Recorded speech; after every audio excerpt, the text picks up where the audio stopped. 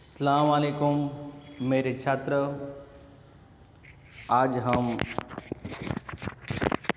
तीसरा जो काव्य है सवैये, उनका मैं जो पहला पद है उनके बारे में आज मैं कुछ समझाने वाला हूँ। पहला पद है, मानुष हो तो वही रसखान बसो, मिली गोकुल गाँव के ग्वारन। मानुष यानी मनुष्य, मिली यानी मिलकर,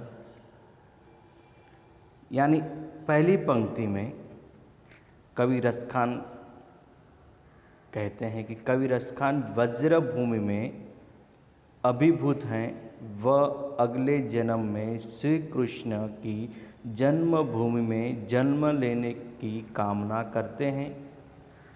वे कहते हैं कि यदि उन्हें मनुष्य का जो जीवन मुझे मिले और मैं जन्म लेने का सौभाग्य मिले तो वे गोकुल में ही जन्म ले और वहाँ गांव के ग्वालनों के साथ मिलकर निवास करें।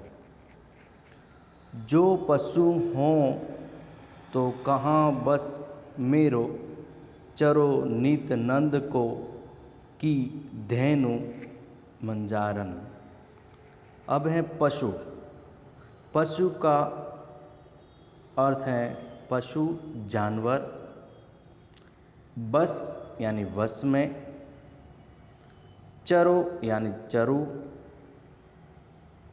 धेनु यानी गाय, मंजारन यानी बीच में झुंड में। यानी कवि रसखान कहते हैं कि वे कहते हैं कि यदि मैं पशु जीवन में मुझे जो जन्म मिले तो इसमें उनका कोई वश नहीं है, तब वे केवल इतना ही चाहेंगे कि प्रतिदिन उन्हें नींद की या नंद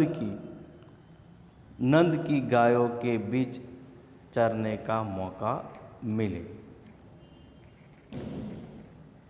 तीसरी पंक्ति है पाहन। पाहन का अर्थ है पत्थर। हो तो वही गिरी को जो धर्यो यानी उठा लिया था या धारण किया था, जो कृष्ण ने पर्वत धारण किया था वो।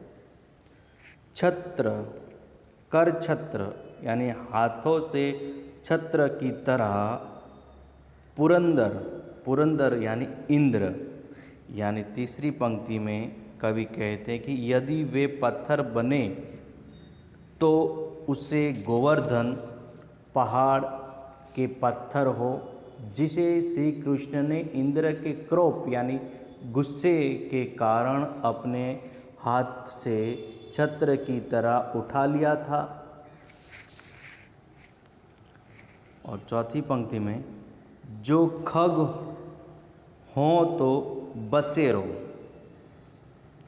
बसेरो का अर्थ है वह स्थान जहाँ पक्षी रात बिताते हैं। मिली कालिंदी कुल।